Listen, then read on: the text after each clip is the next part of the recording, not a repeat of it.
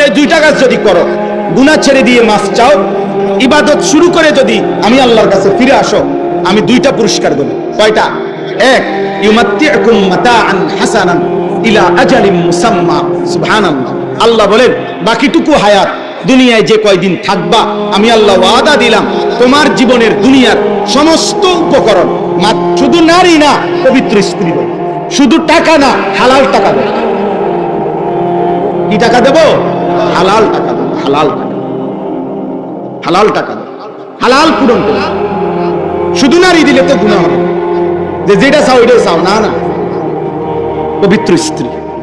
শুধু টাকা দিলে তো হালাল হারাম মিশে যাবে না, হালাল টাকা দেব। এ মাতাআন হাসানান অর্থ তোমার সমস্ত বৈধ পূরণ, প্রয়োজন পূরণ করব, তবে তা কি দিয়ে? হালাল। আমি আল্লাহর পক্ষ থেকে যা পবিত্র তা দিই। সুবহানাল্লাহ। এজন্য আব্বা মনে রাখবে, এক হলো লাভ, এক হলো বরকত। লাভ হইলো বাড়ে যা, বরকত হইলো হালালের মাধ্যমে যা প্রয়োজন পূরণ করে।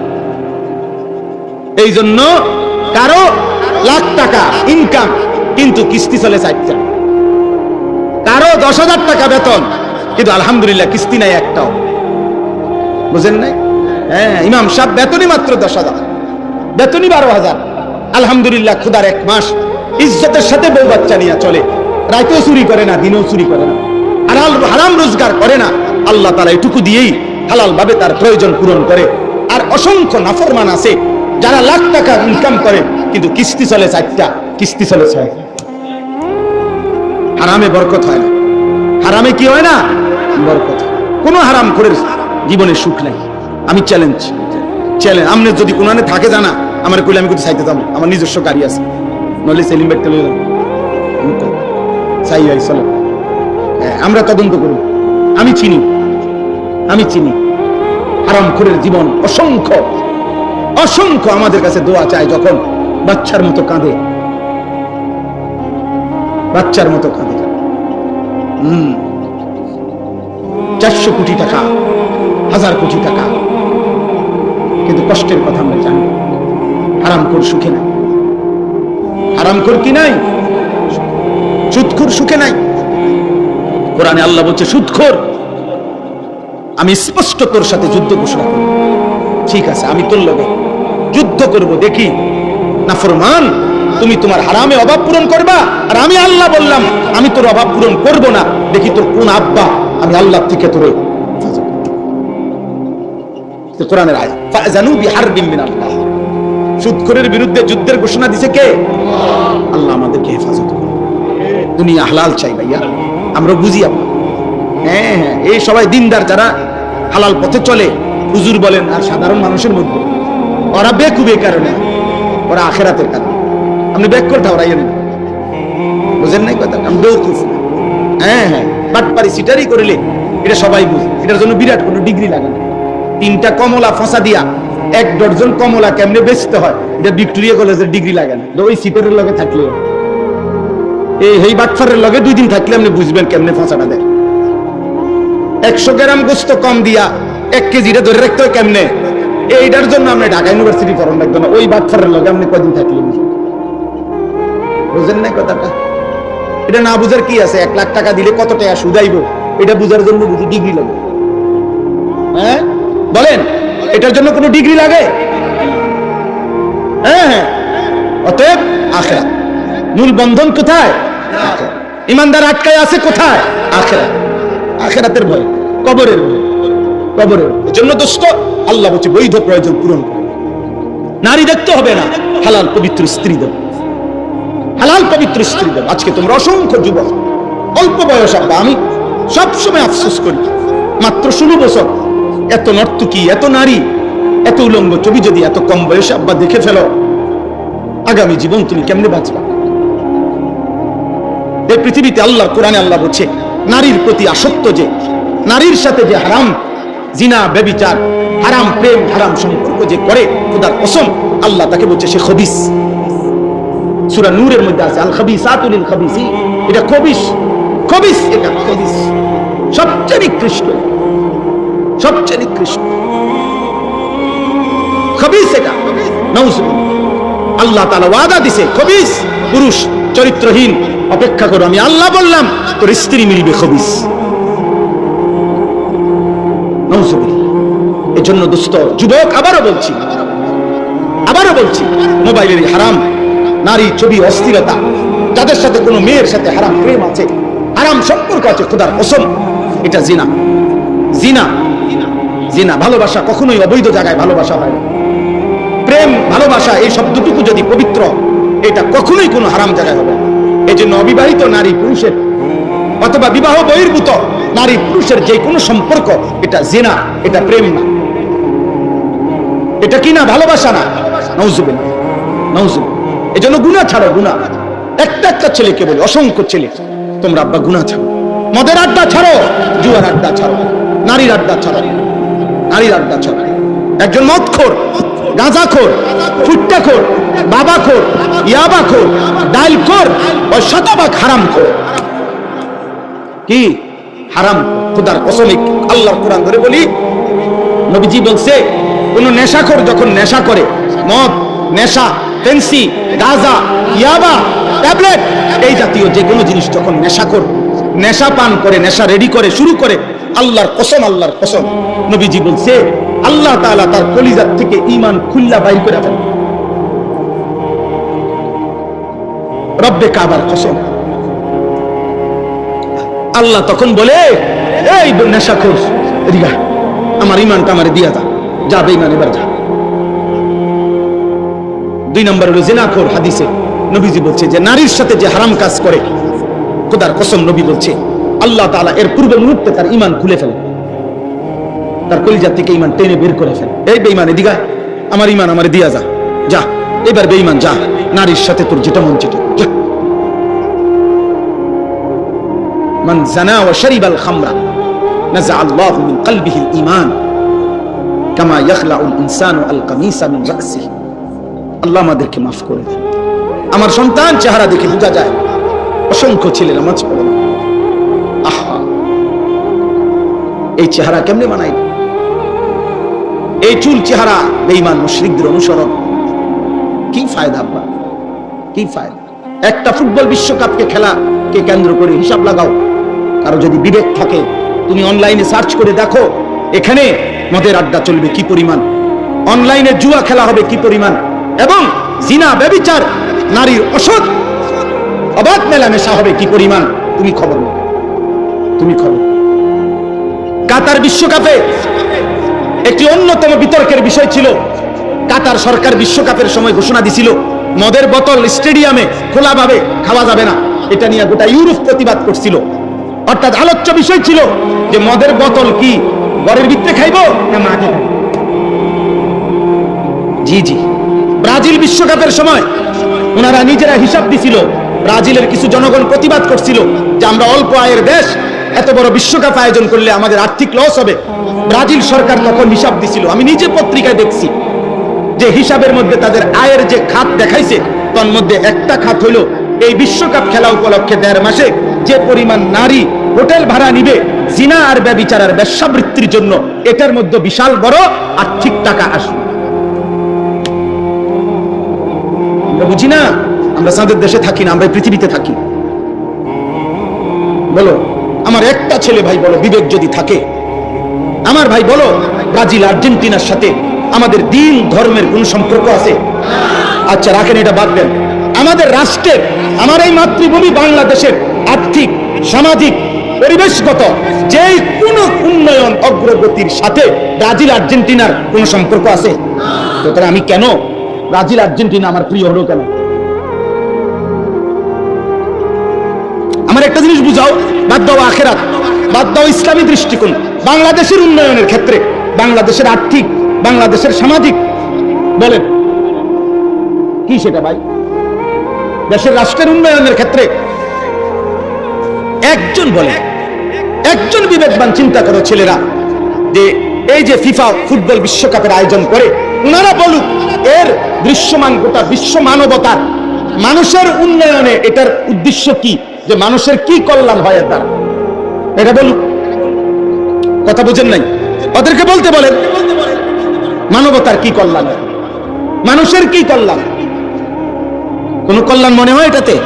কি কল্যাণ? 3টা দেশে মিলে এবারের বিশ্বকাপ, 3 দেশেই 3টা উদ্বোধনী অনুষ্ঠান হবে।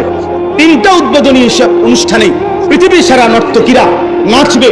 তাইলে ফুটবল খেলার সাথে নর্তকীর উলঙ্গ অর্ধুলঙ্গ নাচের সাথে কি সম্পর্ক? আর এর দ্বারা মানবতার উন্নয়নের কি সম্পর্ক? বলেন, এটা কি চারিত্রিক উন্নয়ন হবে না আর্থিক উন্নয়ন হবে? কি হবে? কিছুই হবে, কিছুই। গুনাহ আর কি? আর কিছু গুনাহ, গুনাহ। আখিরাত বরবাদ হবে, আখিরাত বরবাদ। এজন্য মদের আড্ডায় যাইও না, বাপ। জুয়ার আড্ডায় যাইও না, নেশার আড্ডায় যাইও না। পচা জিনিস, আবর্জনা মানুষ ফেলে দেয়। এই জন্য যে ছেলেরা চরিত্র নষ্ট করছো, আখলাক নষ্ট করতেছ, একদিন ডাস্টবিনের ময়লার মতো এই সমাজ তোমাকে ছুঁড়ে ফেলে দিবে। তোমার দিকে কোনো কুকুর জানোয়ারও ফিরে চাইবে না, করে যাবে না, বাদ দেবে না। অসিদ্ধ চরিত্রহীন বেলা বাদ দেবে না, বাদ দে। আল্লাহ আমাদেরকে হেফাজত করেন। ওয়ায়ুতি কুল্লাযী ফাদলিন ফাদলাহু। আল্লাহ তাআলা বলেন, দুনিয়ার বিনিময় তো দেব সবকিছু উত্তম, আর আখিরাতে তোমার প্রতিটা নেক আমলের বিনিময়ে সর্বোত্তম বিনিময় জান্নাত দিয়ে। ওয়া ইন তাওয়াল্লাউ, এবার আল্লাহ বলেন, নবী বলেন, যদি মুখ ফিরায় নাও আল্লাহর বিধান থেকে, ফা ইন্নী আখাফু আলাইকুম আযাবা ইয়াউমিন কাবীর, তাহলে আমি আল্লাহর পক্ষ থেকে তোমাদের জন্য কিয়ামতের ময়দানের কঠিন আযাবের ভয় করছি। হে আমার জাতি, এই মিথ্যা, চুরি, ডাকাতি, এই জিনা, এই ব্যভিচার, এই মদ, জুয়া, এই গান বাদ্য, মা বোনদের বেপরদা জীবন, বেনামাজি জীবন, খোদার কসম আল্লাহ বলছে, আমার নবী আপনি বলেন আল্লাহর আযাব আসবে, আখিরাতের আযাব হবে, জাহান্নামের আযাব। আপনারা বলেন ভাই, আমার এই শেষ কথা, আপনারা বলেন, ইবলিস আল্লাহর কাছ থেকে বিতাড়িত হলো কেন? নাফরমানির কারণে। নূহ আলাইহিস সালামের কওম পানিতে ধ্বংস হলো কেন? আল্লাহর নাফরমানির কারণে। লূত আলাইহিস সালাম, হুদ আলাইহিস সালাম, শুআয়ব আলাইহিস সালাম, নমরুদ, ফেরাউন, কারুন, হামান, যুগে যুগে প্রত্যেক মানুষ নাফরমান। কেন ধ্বংস হইল? আল্লাহর নাফরমানির কারণে। অতএব পাপ, নাফরমানি আমাদেরকে আল্লাহর আযাব নিয়ে আসে। অতএব এই সমাজের যারা আছেন, আলহামদুলিল্লাহ, এতটা গরমে আপনারা এতটা কষ্ট করে বসছেন, সমস্ত ছেলেদের কাছে আমার শেষ অনুরোধ, আল্লাহ শেষ আমার কথা, প্রত্যেকেই একটা নিয়ত করেন যে ফজরের নামাজ পড়বেন। বলেন ইনশাআল্লাহ, বলেন ইনশাআল্লাহ। আপনার আমার একটা কথা মনে রাখবেন, ফজরের নামাজ হলো ভিত্তি। ফজরের নামাজ একজন মুমিনের বুনিয়াদ। ফজরের নামাজ একজন মুমিনের খুঁটি। এজন্য হাদিসে আছে, নবীজি বলছেন, ফজরের নামাজ পড়া মুনাফিকের জন্য কঠিন। বিশুদ্ধ হাদিস, ইমানদারের জন্য সহজ। এজন্য ফজরের মুসল্লি, তার ঈমান মজবুত। আলহামদুলিল্লাহ, আলহামদুলিল্লাহ। হিম্মত করলে পারবেন। আপনার মোবাইলে অ্যালার্ম দেন, আপনি অ্যালার্মওয়ালা ঘড়ি কিনেন, আপনারা সবাই একজন আরেকজনকে ডাকেন, আল্লাহ বরকত দিবে, আল্লাহ তৌফিক দান করেন। গুনাহ ছাড়েন।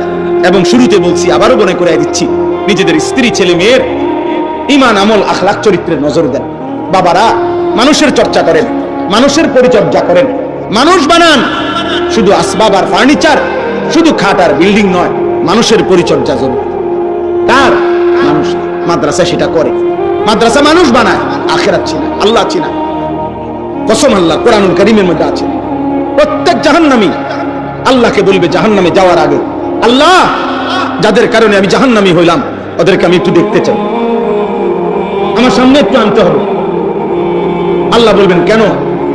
আল্লাহ তাআলা বলেন, ওই নাফরমান বান্দা বলবে, আল্লাহ, যাদের কারণে আমি জাহান্নামী হয়েছি, আজকে আমি এখানে তাদেরকে আমার পায়ের নিচে ফেলে, তাদের ঘাড় এবং গর্দানের মধ্যে পাও রাইখা মুড়াইয়া, এরপরে আমি জাহান্নামে যাব।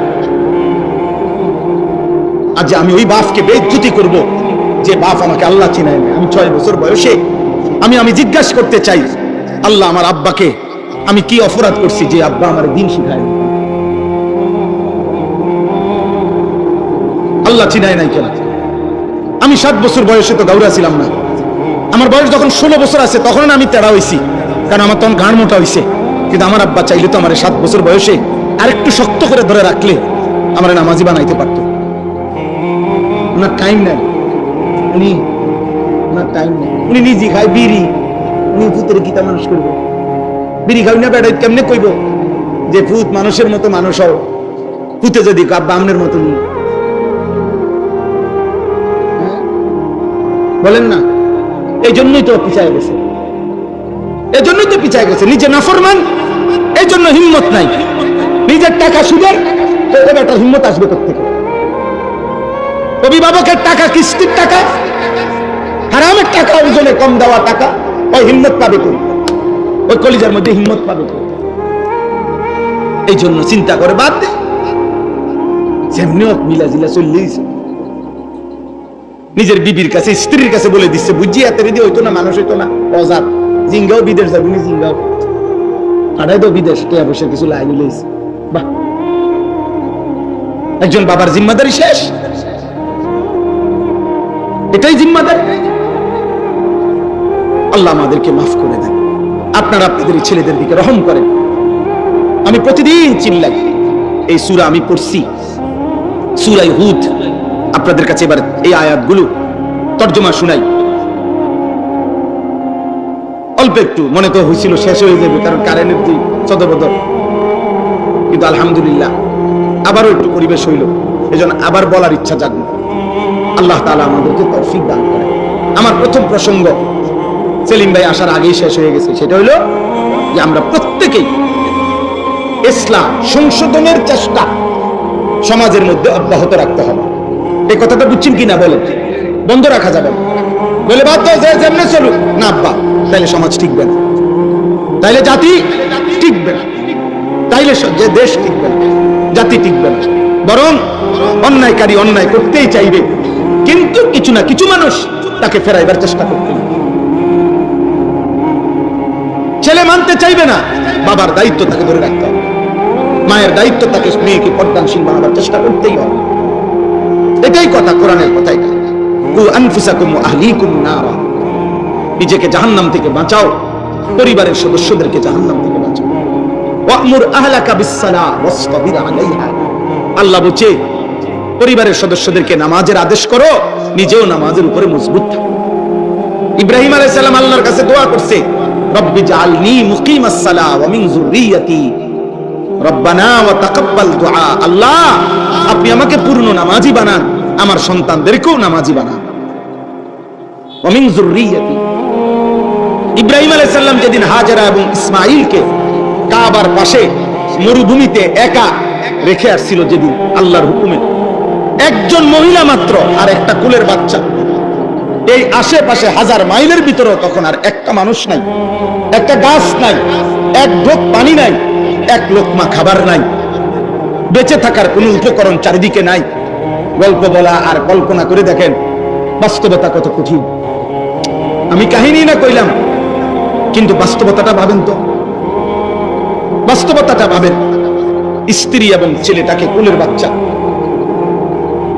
এইভাবে রেখে গেছে, কিন্তু এই কোরআনে আছে, খোদার কসম, এই অবস্থায় রাইখা ইব্রাহিম আলাইহিস সালাম যখন স্ত্রী এবং ওনার ছেলে ইসমাঈলকে, হাজেরাকে এবং ইসমাঈলকে একাকী আল্লাহর ঘরের কাছে মক্কা নগরীতে একা রেখে গেছেন, যেদিন কেউ নাই, কেউ নাই, গাছ নাই, পানি নাই, খাদ্য নাই, মানুষ নাই, কোরআনে আছে সেদিন ইব্রাহিম আলাইহিস সালাম প্রথম আল্লাহর কাছে এক পাশে সরে গিয়ে এই স্ত্রী এবং ছেলের জন্য প্রথম যেই দোয়াটা করছেন, খোদার কসম কোরআনে আছে, ইব্রাহিম বলছে, রব্বানা লিউকিমুস সালাহ, আল্লাহ আমার স্ত্রী সন্তান যেন মৃত্যু পর্যন্ত নামাজ আদায় করে।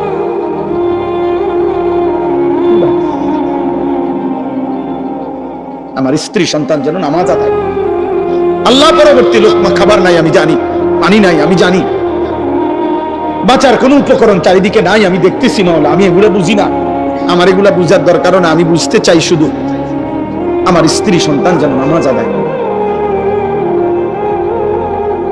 কুরআনুল কারীমের মধ্যে আছে, ইয়াকুব আলাইহিস সালাম ইন্তেকালের সময় ওনার 12 জন সন্তানকে, ইয়াকুব নবীর সন্তান ছিল কতজন? 12 জন, 10 ভাই, আর ইউসুফ বিনিয়ামিন এরা 2 ভাই।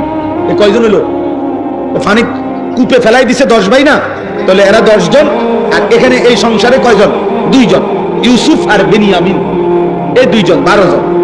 কোরআনে আছে এই 12 জন সন্তানকে চারদিকে বসাইয়া ইন্তেকালের পূর্ব মুহূর্তে ইয়াকুব নবী একটা কথাই শুধু জিজ্ঞেস করছে। কয়টা কথা? একটা কথা, যে পুত দলিলে কোনো ফেস্টেস আছে নি, কোনো গতিয়ান টতিয়ান ফেস লাগছেনি, কোনো লোকজন আছে, এনে বড় বড় নেতারা আছে, এই শুধু বুঝেন? একটা চিন্তা, বুড়া মেয়ের চিন্তা, শেষ চিন্তা, মনে হয় আর বাঁচতাম না, এবার কত বছর ধরে ঘুরাইতেছে জমি,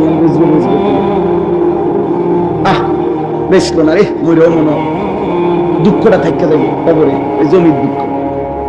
এই হলো দুনিয়া আমাদের। অথচ ইয়াকুব নবী বলতেছে, কোরআনে আছে, এই 12 জন ছেলেকে পাশে বসিয়ে তিনি মৃত্যুর পূর্বে জিজ্ঞেস করছে, আম কুনতুম শুহাদা ইয হাদারা ইয়াকুবাল মাউত। ইয়াকুবের মৌতের মুহূর্তে আল্লাহ বলে, সে বলতে চাচ্ছে, মা তা'বুদুনা মিন বাদি, আমার 12 সন্তান, আমি শুধু শুনতে চাই আমার মৃত্যুর পরে তোমরা ইবাদত করবে কার? তোমরা কার ইবাদত করবে? আমি শুধু এতটুকু শুনতে চাই। ক্বালু না'বুদু ইলাহাকা ওয়া ইলাহা আবাইকা ইব্রাহিম ওয়া ইসমাঈল ইলাহান ওয়াহিদা। 12 জন সন্তান বলছে, আব্বা কোনো চিন্তা করবেন না, আপনার মৃত্যুর পরেও আমরা ইবাদত করব আপনার যিনি ইলাহ, সেই আল্লাহর, আপনার পূর্বপুরুষ ইব্রাহিম এবং ইসমাঈলের যিনি ইলাহ, সেই আল্লাহর, ইলাহান ওয়াহিদা, ওই এক আল্লাহর বন্দেগী করে যাব। ইয়াকুব নবী বলছে, আর কোনো পেরেশানি নেই, আমি এতটুকু নিশ্চিত হলাম যে আমার মৃত্যুর পরেও তোমরা আল্লাহর ইবাদত করবে, খালাস। বাকিটুকু দুনিয়া মিলুক বা না মিলুক সেটা আমার বিষয় না। সৃষ্টিকর্তা যিনি, রিজিক দেবেন তিনি, দুনিয়ার প্রয়োজনটুকু পূরণ করে দিবেন তিনি, দুনিয়ার মালিক যিনি। তো দুনিয়ার মালিক কে? আব্বা কে? তো তিনি দিবেন, তিনি দিবেন।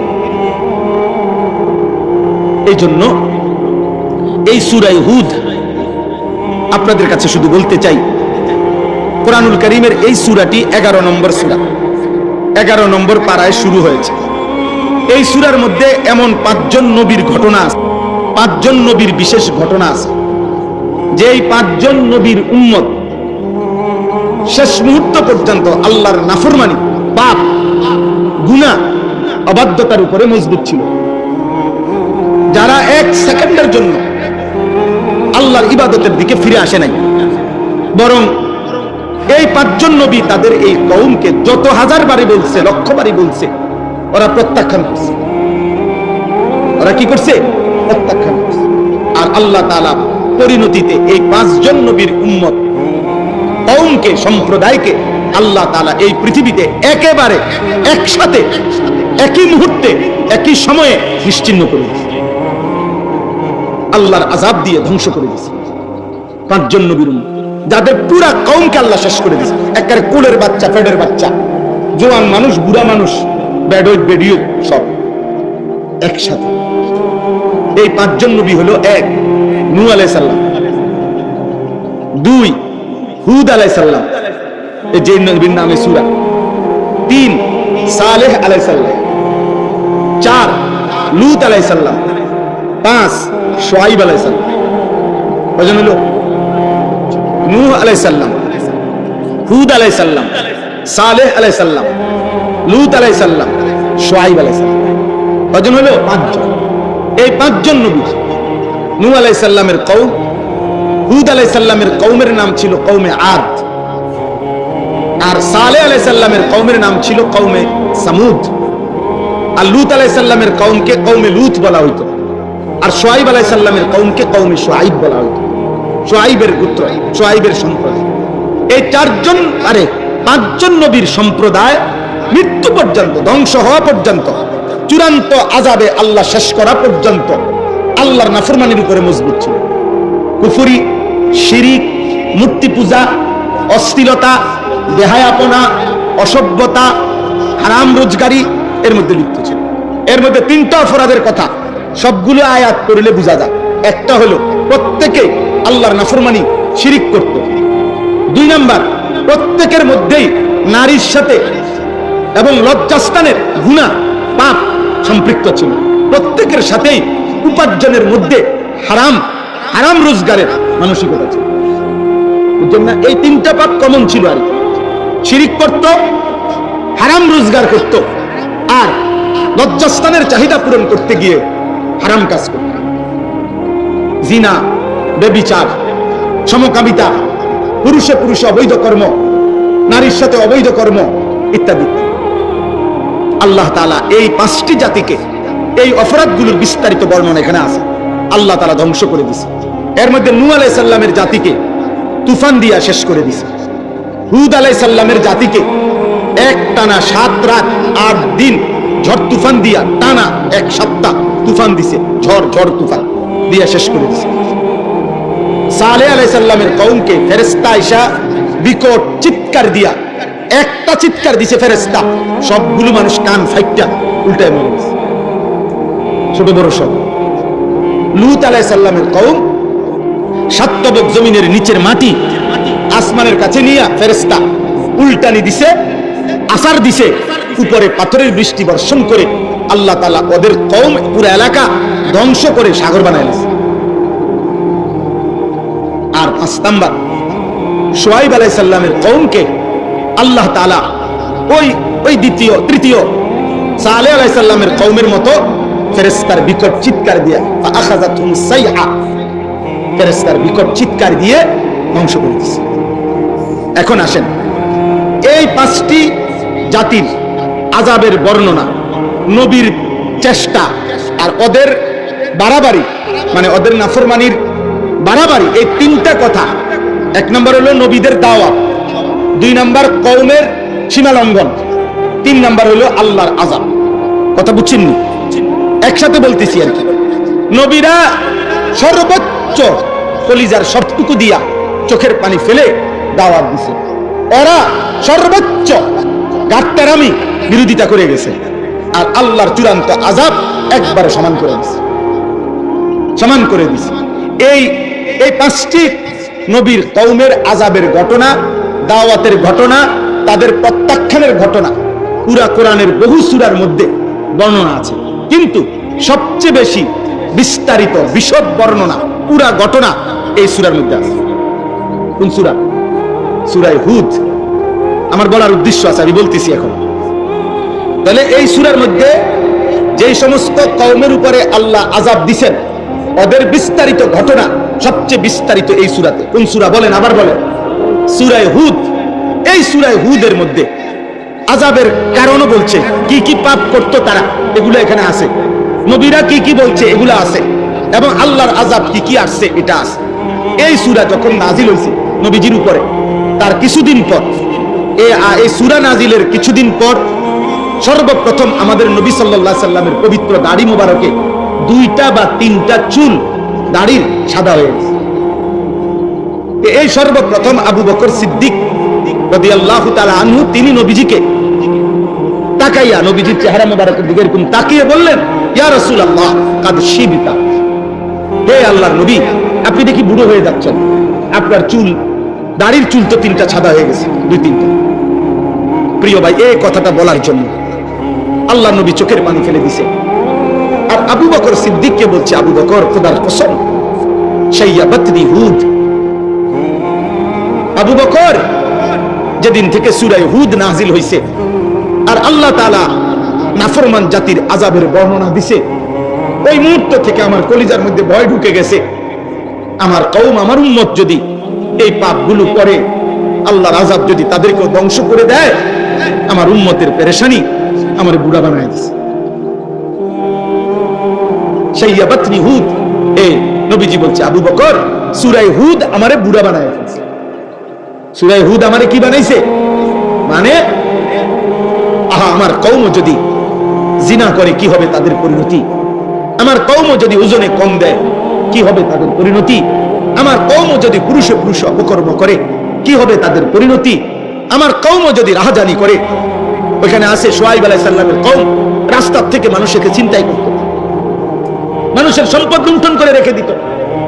শুআয়ব আলাইহিস সালামের কওম প্রত্যেকটা নাফরমান ওজনে কম দিত। লূত আলাইহিস সালামের কওম নারীদেরকে ছেড়ে পুরুষের সাথে অপকর্ম করত। এইভাবে নাফরমান দিবানিশি নাচ গান উল্লাস, হারাম রোজগার, এটাই জীবনের তৃপ্তি, এটাই জীবন। দাদার হায়াত শেষ এই রঙে রঙে, বাপের হায়াত শেষ এই রঙে রঙে, অনফুতের হায়াত শেষ করতে আছে হারামে। বাহ বাহ, অথচ আল্লাহর নাফরমানি তো করছে। মনে করতেছে আজ 70 বছর তো এমনি চলতে আছে, কই কিচ্ছু হয় না। আজকে 90 বছর তো আমগো ফ্যামিলি বাটফারির উপরে চলতে আছে, সুদের উপরে, কই কিচ্ছু তো হয়েছে না। আরে বেটা 70 বছর তো বেশি টাইম না। 950 বছর যেই জাতিকে আল্লাহ নাফরমানির সুযোগ দিছে, এরপরে ধ্বংস করছে, তো 950 বছর হয়ে গেছে। নূহ আলাইহিস সালামের কওমকে ধ্বংস করছে কত বছর পরে, তো নাফরমানি করছে কত বছর, হিসাবটা বুঝছেন? তাহলে 70 বছরও যদি নাফরমানি করে সুখে থাকো, যদি মনে করো কই অসুবিধা তো হয় নাই, না না না, অসুবিধা হওয়ার সময় তো অনেক বাকি আছে। 90 বছর পরে, 100 বছর পরেও তো বেশি দিন না।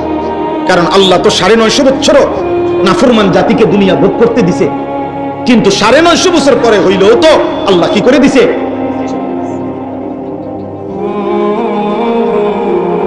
এজন্য দয়া করে আমার বাপ, আমার ভাই, এই গভীর রাতে আমি তো বললাম আমার মেহমান ভাইরা সবাই আসছেন দেখা আরেকটু বাড়াইলাম। তো আমার উদ্দেশ্য এটা বোঝানো, এই সূরা হুদ নবী কাঁপতে থাকছে, যাদের বিবেক আছে, সুযোগ আছে, সূরা হুদের তরজমা পড়েন। তাফসীরে তাওজীহুল কোরআন বাংলা অনুবাদ আছে 3 খণ্ডে, খুব সুন্দর বই, কিতাব, কোরআনের তাফসীর।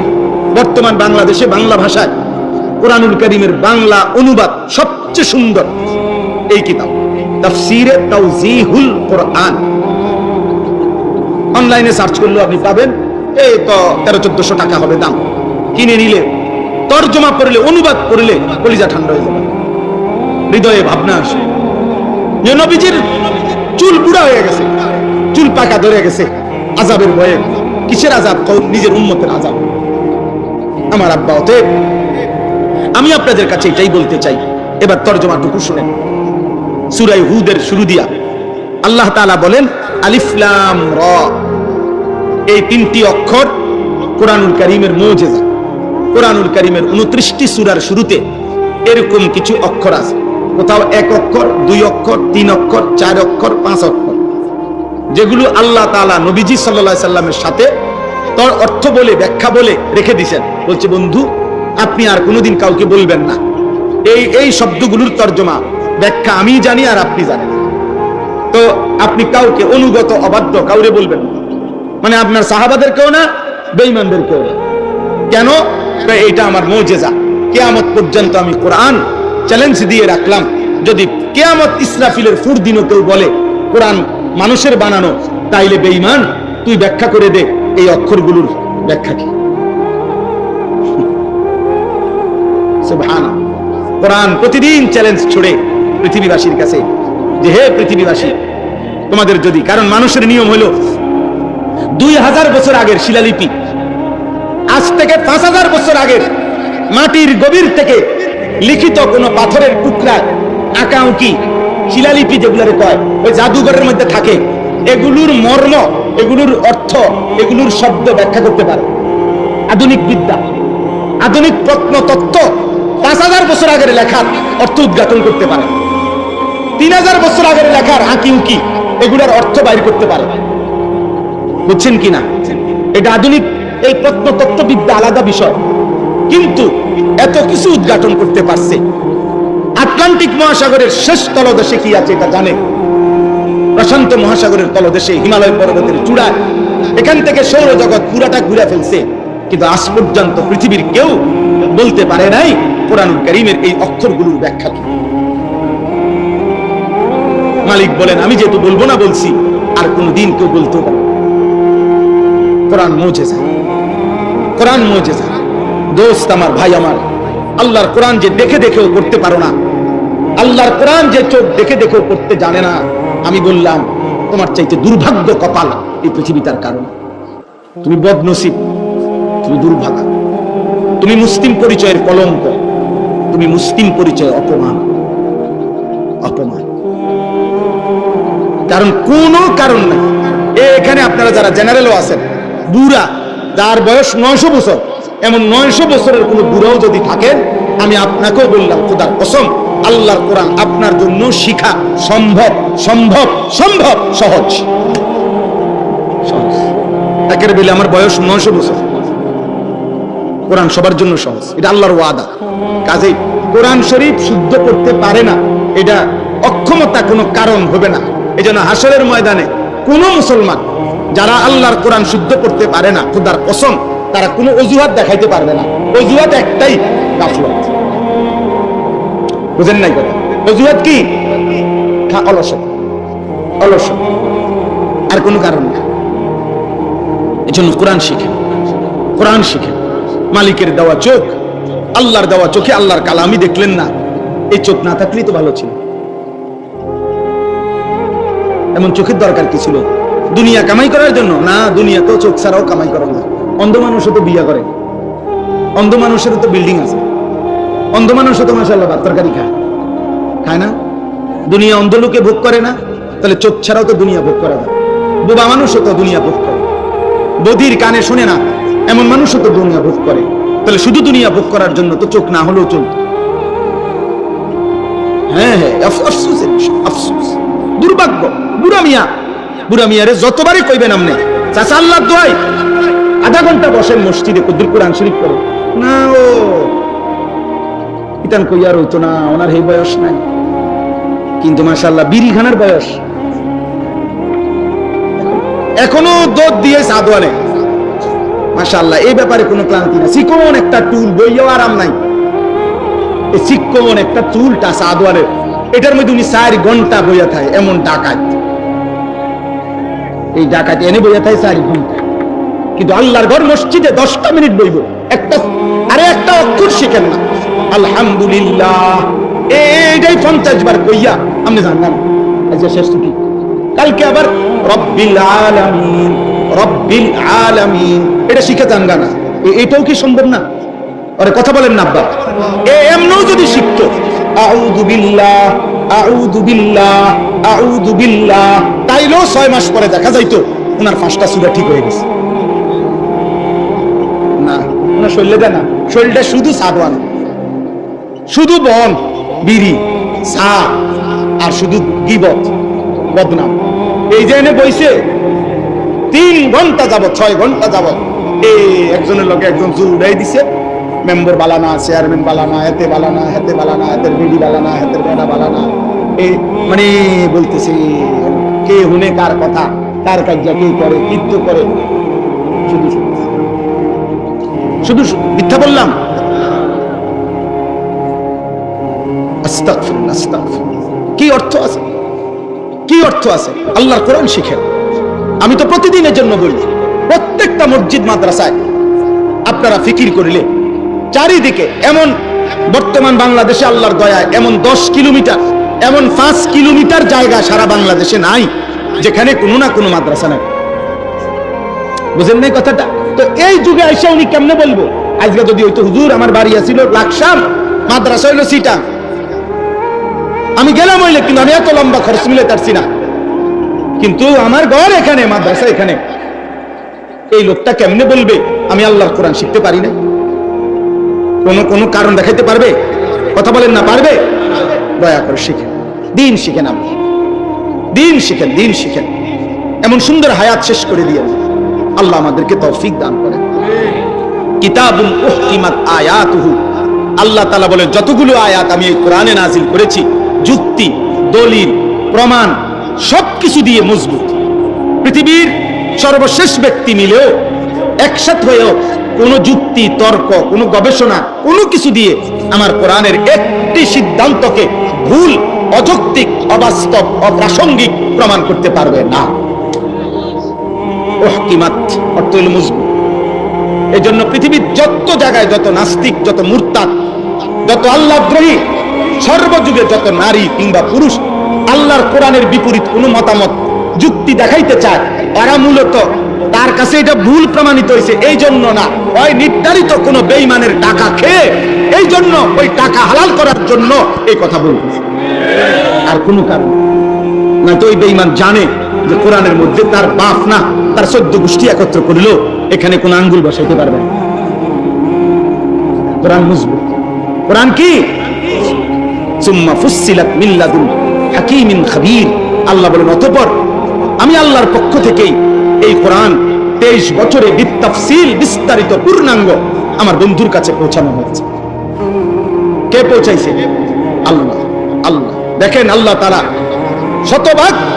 শতভাগ নিরাপত্তার জন্য আল্লাহ বলছেন আমি একাই নাজিল করছি, জিব্রাইল তুমি একাই পৌঁছাইবা, বন্ধু আপনি একাই গ্রহণ করবেন। বাটবাটোরা করে রইতো না, একটা ক্লাসে 4 জন টিচার, 4 জনই মিলে বাচ্চারে পড়ায়। আল্লাহ তাআলা এটা বলেন বন্ধু আপনি একাই সাহাবাদেরকে শিখাবেন। পুরা কোরআন একটা আয়াত আমি পুরাটা আপনার উপরেই নাজিল করলাম। আপনার জবান ছাড়া এই পৃথিবী আল্লাহর কালামের একটা শব্দ অন্য কোনো ভাবে অন্য কারো মাধ্যমে শুনে নাই। শুনছি মনে হয়? সুবহানাল্লাহ, আল্লাহ তা'বুদু ইল্লাল্লাহ। এবার আল্লাহ বলেন বন্ধু হে নবী আপনি বলেন হে পৃথিবীবাসী তোমরা শুধু কেবল আল্লাহর ইবাদত করো কেবল আল্লাহর। ইন্নানী লাকুম মিনহু নাযীরুন ওয়া বাশীর। দেখো এই নবীদের আমার এই কথাটা দেখেন শেষ হয়ে যাচ্ছে। প্রত্যেক নবীর ফিকির ছিল কি? আল্লাহ বলছে নবীদের ওয়ারিস উলামাদেরও ফিকির এটা, দুইটা জিনিস, নাযীরুন ওয়া বাশীর। আল্লাহ বলেন আপনি বলে দেন পৃথিবীবাসী আমার এই পৃথিবীতে তোমাদেরকে দাওয়াত দেওয়ার উদ্দেশ্য দুইটাই, একটা হলো জাহান্নামের ভয় দেখানো, একটা হলো জান্নাতের সুসংবাদ শোনানো। নাফরমানি করো জাহান্নামের জন্য রেডি হও, ও আল্লাহর আনুগত্য করো জান্নাতের জন্য রেডি। এই কথা এই ওলামায়ে কেরাম আপনাদেরকে এটাই বলে, ওলামায়ে কেরাম আপনাদেরকে এটা বলে। এবার শেষ কথা হলো ওয়া আনিস্তাগফিরু রাব্বাকুম সুম্মা তুবু ইলাইহি। এই শেষ আয়াতটা মনোযোগ দিয়ে শুনেন। আল্লাহ তাআলা বলেন অতএব বান্দা আমার নাফরমানি ছেড়ে দিয়ে আযাব থেকে যদি বাঁচতে হয় দুনিয়া এবং আখিরাতের, তাহলে আমি আল্লাহর পক্ষ থেকে আমার নবীর মাধ্যমে তোমাদেরকে শুনাইতেছি দুইটা কাজ তোমরা করো। এক, আনিস্তাগফিরু রাব্বাকুম, তোমরা তোমাদের রব আল্লাহর নিকট সমস্ত গুনাহ ছেড়ে দিয়ে ক্ষমা প্রার্থনা করো। 2, সুম্মা তুবু ইলাইহি, সমস্ত নেক আমল আবার শুরু করে আল্লাহর কাছে ফিরে আসো। এই দুইটা শব্দ ইস্তিগফার, তাওবা। বলেন এই শব্দ দুইটা বলেন। তাওবা, ইস্তিগফার বলে গুনাহ ছেড়ে দিয়ে মাফ চাওয়া। ইস্তিগফার কাকে বলে? মাফ। আর তাওবা বলে ইবাদত শুরু করে আল্লাহর কাছে ফিরে আসা। বুঝছেন কথাটা? ইস্তিগফার গুনাহ ছেড়ে দিয়ে মাফ চাওয়া, তাওবা ইবাদত শুরু করে আল্লাহর কাছে কি আসা? ফিরে আসা। এজন্য স্পষ্ট বিষয় আল্লাহ বলছে এটা করো, ইস্তিগফার করো, তাওবা করো।